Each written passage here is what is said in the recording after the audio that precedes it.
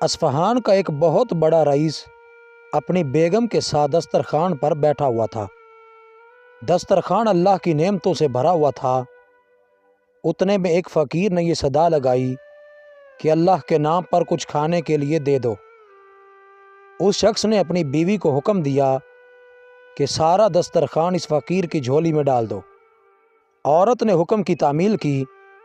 جس وقت اس نے اس فقیر کا چہرہ دیکھا تو دہاڑے مار کر رونے لگی۔ اس کے شوہر نے اس سے پوچھا، بیگم آپ کو ہوا کیا ہے؟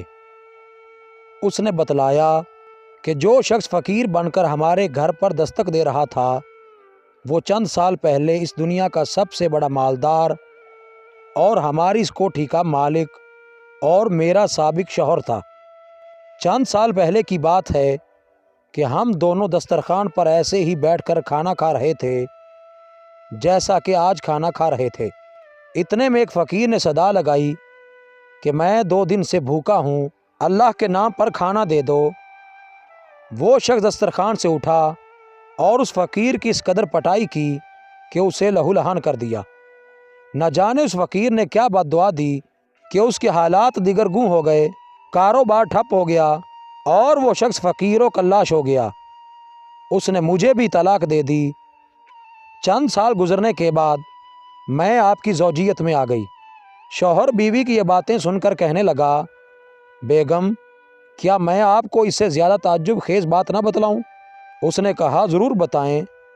کہنے لگا، جس فقیر کی آپ کے سابق شوہر نے پٹائی کی تھی وہ کوئی دوسرا نہیں بلکہ میں ہی تھا۔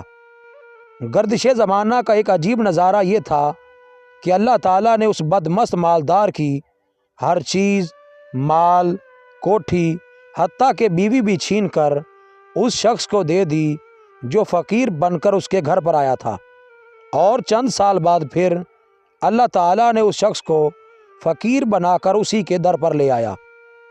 دوستو، اپنے ارد گرد موجود غریب، یتیم اور مسکین لوگوں کا خیال رکھیں۔ اگر آپ صاحب حیثیت ہیں تو سوالی کو خالی ہاتھ نہ لوٹائیں۔ مزید اچھی ویڈیوز کے لیے چینل کو سبسکرائب کریں اور بیل کے آئیکن کو لازمی پریس کریں۔